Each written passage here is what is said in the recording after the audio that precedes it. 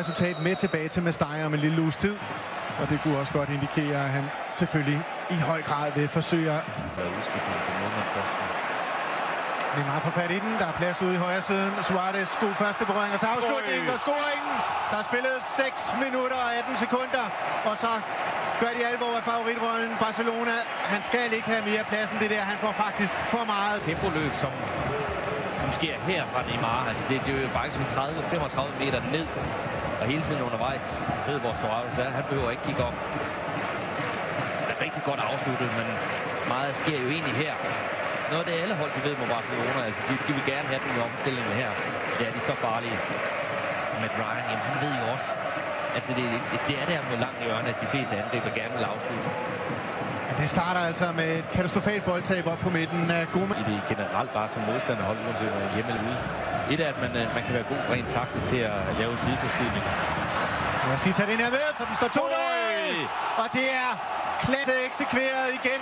Den første, den var flot. Den her, den er fremragende for Luis Suarez. Det er så flot.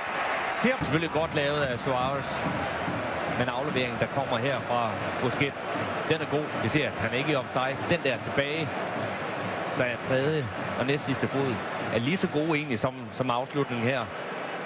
Men fabelagtig af Neymar også. Et af at præcision, han får ligesom dæmpet bolden tilbage her. Nej, ja, det er Vidal. Det er fremragende lavet. Ja, det er altså to gode første berøringer, det der. Ja, det er det.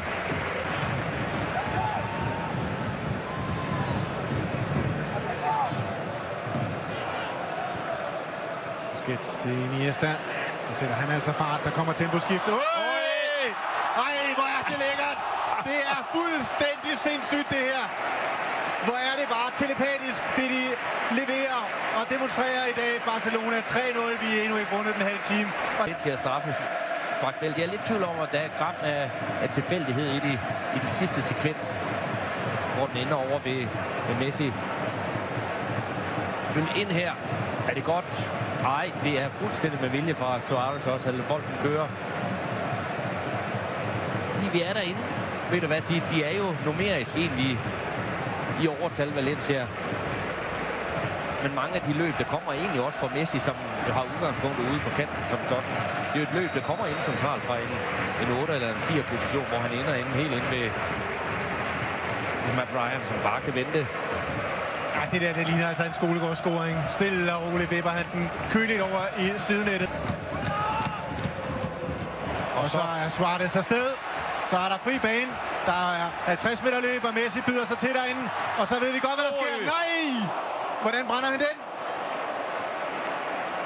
Han får ikke mange nemmere bolde. Og man kan se det. Det er et af de steder, hvor han har haft størst problemer, simpelthen på grund af sproget, hvor... God aflevering i dybden igen. Hvor er det godt taget ned, det der Messi. Han skal ikke kaste straffe. Jo, han får det. Så er det rødt kort også. Spørgsmålet er, om får det Mustafi. Og det bliver rødt kort. Og det er slemt. Altså nøj, hvor er det her slemt for... Og jeg er spændt på at se den. Jeg tror faktisk, at han har en sag. Vi ser, han er ikke offside, Messi. Lige på kanten, men han er onside. Og straffespark er der. Han rammer ikke kuglen. Det tror jeg ikke, han gør. Nej, det tror jeg faktisk, du har ret i. Jo, han gør det faktisk til sidst. Nej, ved du hvad? Der er ikke. Nej. Der er ikke nogen forseelse her. Kommer ind til allersidst, får fat i bolden til sidst. Ja. Nej, det er der ikke. Det er en fejl med et skridt tilløb nærmest. Så er duellen altså i gang. Så med de gamle Western-dage. Der! Oj! Der brænder han. Og så lige en sidste afslutning. Mærkværdig tilløb. Det vil blive diskuteret, det der. Var det afgangse? Ja, men jeg er svært ved at forstå det. Altså, hvad skulle fordelen i at lave? Jamen, det er jo et etfods tilløb. Selvfølgelig sidder den meget yderligere. Det er tæt på, den går ind også, men selvfølgelig diskussionen vil være omkring den arrogance, der er omkring Neymar. Det med, at han måske ikke altid har respekten. Men det her, det er stærkt. Det er stærkt af Suarez, Mustafi, som har fået det røde kort, blev fuldstændig sat. Alt blev gjort rigtigt. Messi forsøger at sparke tilbage, derfra hvor bolden egentlig kommer. Usædvanligt faktisk, at han ikke scorer. Men det siger altså lidt om den her første halvleg. Den er slut. Busquets. Ja, godt brugt kroppen, og så lægger han den til rette. Og det er ikke slut endnu. Skydeteltet fortsætter, og det er Busquets, der retfærdigvis får lov til at afslutte det her angreb efter. Ja, retfærdigvis kan man sige, fordi at han står for alt det her. Det er ham, der ligesom blev arkitekten bag angrebet, men det er også en forkert mand, der afslutter til sidst. Ender jo i en position, hvor han meget sjældent er. Og bliver også en svær bold, altså et af dem hopper den. Og være med til at spille semifinalen, mens resten af Real Madrid-spillerne sidder derhjemme og kigger på. Her var Messi sætter fart. Tæt på. Lækkert forarbejde, og det er kun det sidste, der mangler. Han ikke rammer mål i den her position, men hvor er det elegant. Altså det ene mellem to spillere.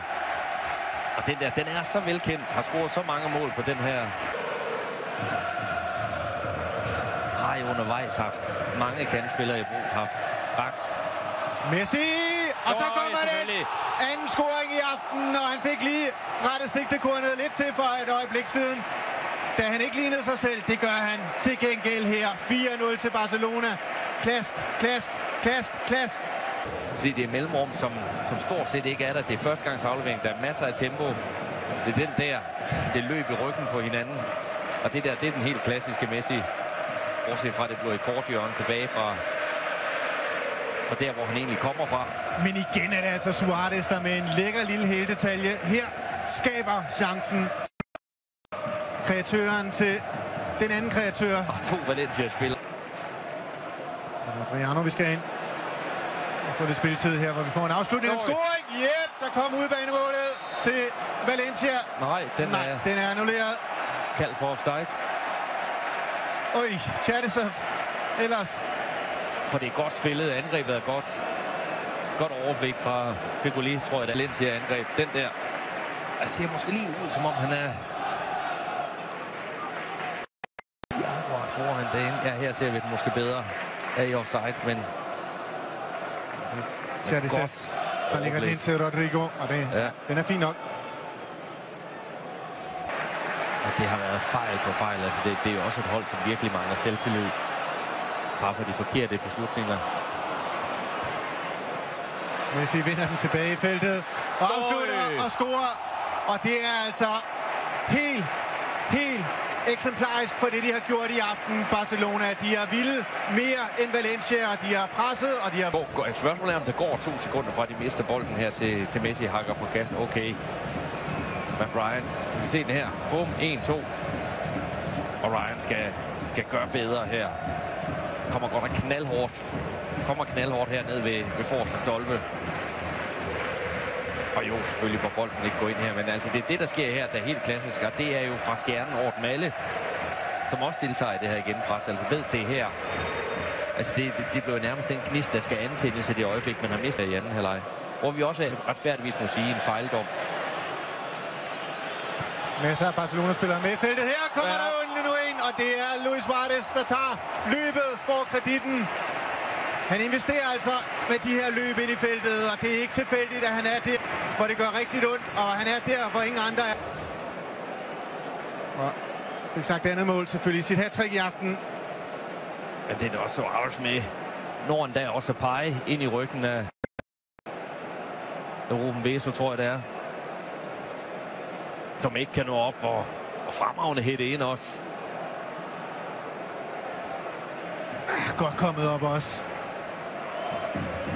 Lækkert angreb, og fra en meget spidsvinkel lukker os. Ja, det er altid en god diskussion, når man skal tage hensyn til modstanderne. Her! Hvor er det fremragende. Her tager Suarez ingen hensyn overhovedet. Endnu en gang klasker han den ind. Og hvor er han dog bare en fantastisk angriber. Måske den bedste. Det er så om, hvor tæt er min modspiller på mig. Afleveringen ned her. Når kom på den rigtige side også. Ved, hvor kassen er. Og det er det tørre hug langs jorden. Ej, det kan jo ikke gøres mere resolut end det der. Og den der som keeper vil man jo tænke her. Vil Suarez forsøge at sparke den tilbage, fordi tilbage i målet, altså hvor vinklen som sådan egentlig er størst. Fordi det er at sparke den ind ved forrest.